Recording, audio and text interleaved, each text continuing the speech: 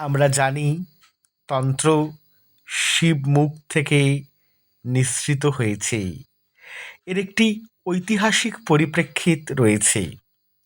সিন্ধু সভ্যতার কাল, নগর সভ্যতা, হরপ্পা এবং মহেঞ্জোদারো থেকে প্রাপ্ত সিঁদুর চর্চিত মাতৃমূর্তিগুলি আমাদের তান্ত্রিক দেবতাদের দিকে নির্দেশ করে।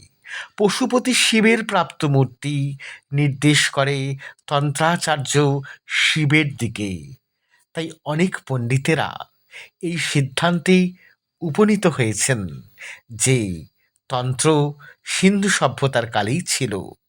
কোনো কোনো পণ্ডিত মনে করেছেন ভারতবর্ষে তন্ত্র এসছে বিদেশ থেকে। একেবারে পারস্যের মগী পুরোহিতেরা ভারতবর্ষে তন্ত্র উপাসনার কথা নিয়ে এসছেন বা তন্ত্রচর্চার সূত্রপাত করেছেন। এটি একটি দিক। তবে রামায়ণের কালে রামচন্দ্র আগমোক্ত বিধিতে উপাসনা করেছিলেন রামেশ্বরম জ্যোতির্লিঙ্গের। আর মহাভারতের কালে উপমন্যুর কাছ থেকে শ্রীকৃষ্ণ শৈবতন্ত্রে দীক্ষিত হয়েছিলেন।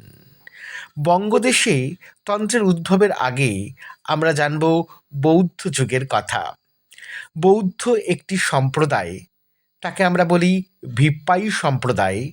এই ভিপ্পায়ী সম্প্রদায়ের সাধক সাধিকাদের সম্মিলিত সাধনাই বাংলায় তন্ত্রচর্চার সূত্রপাত ঘটিয়েছিল।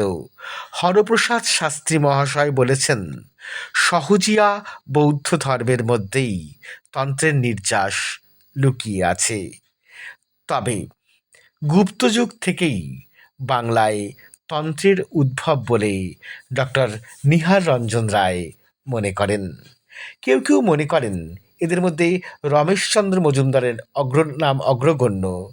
তার মতে তন্ত্র শুরু হয়েছিল খ্রিস্টীয় প্রথম শতকে। এরপরে আসতে হয় মধ্যযুগের কথায়।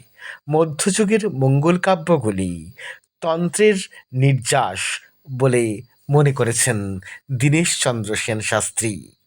মধ্যযুগে যখন মহাপ্রভু একেবারে আসমুদ্র হিমাচলকে হরিনাম বিতরণ করছিলেন, ঠিক সেই সময় তন্ত্রাচার্য কৃষ্ণানন্দ আগমবাগীশ তন্ত্রকে পরিমার্জিত এবং পরিশীলিত করলেন তার তন্ত্রসার গ্রন্থের মধ্য দিয়ে। এরপর রামপ্রসাদ সেন, কমলাকান্ত দুজনেই তন্ত্র সাধক।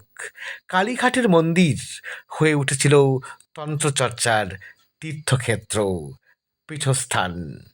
এরপরেই দক্ষিণেশ্বরের মাতৃমন্দিরে সাধিকা যোগেশ্বরীর দ্বারা তন্ত্র সাধনা করলেন অবতার বরিষ্ঠ ভগবান শ্রীরামকৃষ্ণ, যুগাবতার তিনি। তার তন্ত্র সাধনার সমসাময়িক কালেই বামদেবের তন্ত্র সাধনা এবং সিদ্ধিলাভ তন্ত্রের পথকে প্রশস্ত করেছে।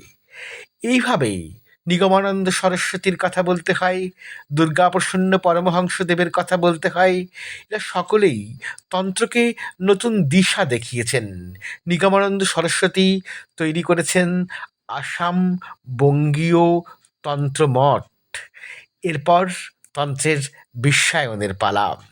উড্রব সাহেব, যিনি শিবচন্দ্র বিদ্যার্ণবের শিষ্য, তিনি তন্ত্রকে ইংরেজিতে অনুবাদ করলেন এবং শুরু হলো বহির্ভারতে তন্ত্রের সূত্রপাত, হিন্দু তন্ত্রের ক্রমবিকাশ।